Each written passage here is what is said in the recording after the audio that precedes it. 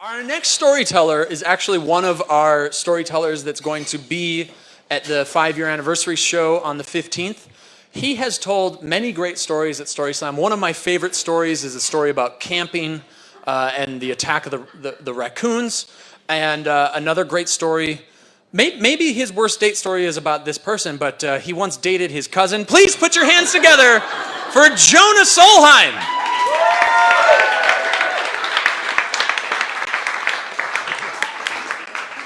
I did do that.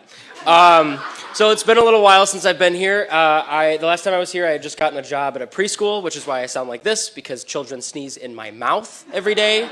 It's really great. So for years, I thought that my worst date story was the first date I ever went on, not with my cousin. That was later.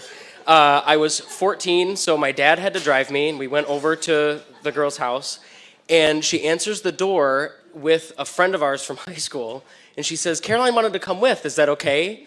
And I'm 14. Okay, let's go. So we go to the movie, and my dad has to sit like 3 rows behind us, of course. And we're watching the movie, and we're having a good time. It was Get Smart with Steve Carell, great movie. Can never watch it without thinking of this story, of course. She hands me her phone. I did not have a cell phone at this time. She hands me her cell phone, and there's an unsent text on it that says, "Do you just want to be friends?" So I'm in the middle of the movie. I'm not going to make a big scene. So I'm like, yeah, sure, that's fine. I hand her phone back. We go through the whole movie. We're laughing. We're having a great time. My dad thinks that we're having a great time on the date. So we leave, and he's like, "Let's go get frozen yogurt." And we spent like 2 hours in a TCBY, like me sitting there going, this was the worst day ever, and not having a good time. But pretending really well. But so I thought that was my worst story until I got this job at the preschool, and I met another girl at the preschool who is about my age. She seemed pretty interesting. We hit it off really well right away. And so I asked her out for drinks after work on like a Friday. And the Friday comes, and she throws up in her classroom and gets sent home. So I'm like, no obligation. You can be better. We don't need to do anything. It's fine. So she's like, cool, we'll reschedule. We rescheduled for the next week.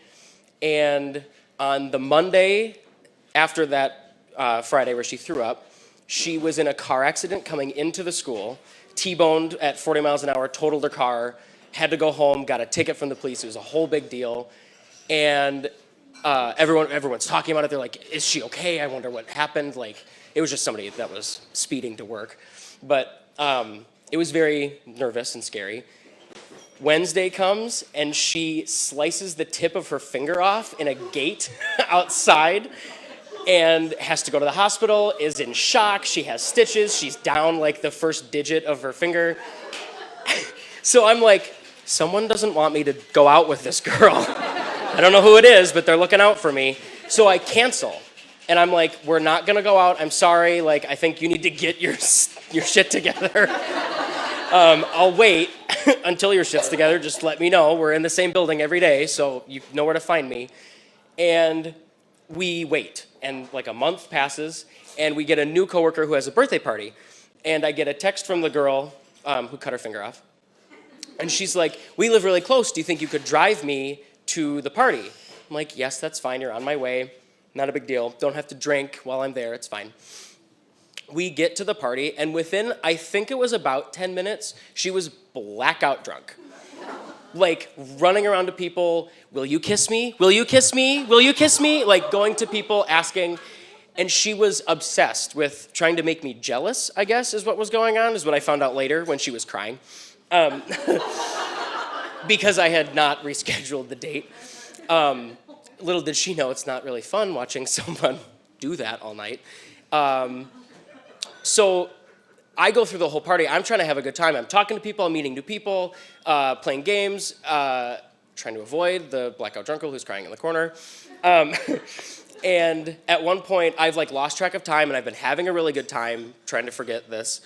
And the girl who's throwing the birthday party goes, it's time for her to go. And I look on the floor, and she's sitting on the floor crying, mascara all down her face. And she's like, you have to take her home. And I'm like, all right, let's go. 2 steps out the door, falls all the way down the first flight of stairs, all the way down. And she looks up at me and goes, oops. Like, I say to her, that's not oops, let's go.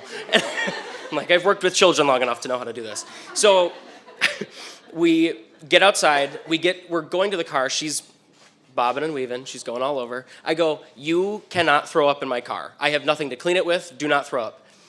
I'm not going to throw up. Okay. She doesn't throw up. It's good. We're driving on the way. She puts her hand on my thigh. I move it. I'm like, no, thank you. She goes, you have to. No, I don't. I don't want to. I don't have to. I'm not going to. So I get her all the way home. I walk her into her apartment because I'm not a monster. I need to make sure that she's safe because she's not safe. So we get into her apartment. It was the most disgusting place I have ever been in my life. Boxes, food wrappers, dog treats, she has a little dog, so there's dog accessories all over the place. Like, just trash. I can't even, my brain, like, when I think about it I can't focus on everything that was in it because it was just full of shit. And I stood in one spot and I watched her, like, bob around her apartment, let her dog out. She crashed into a cabinet at one point. I'm like, oh, dear God. She comes up to me, she goes, so?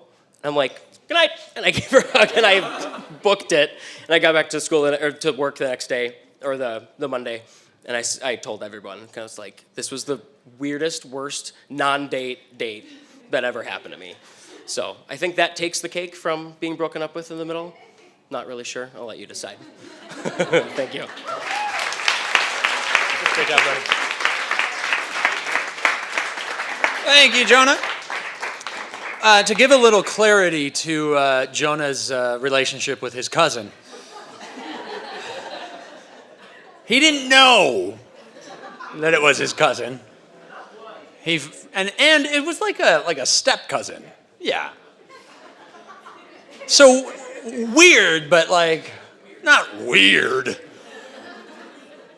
He found out because like you were looking through photo albums with her family.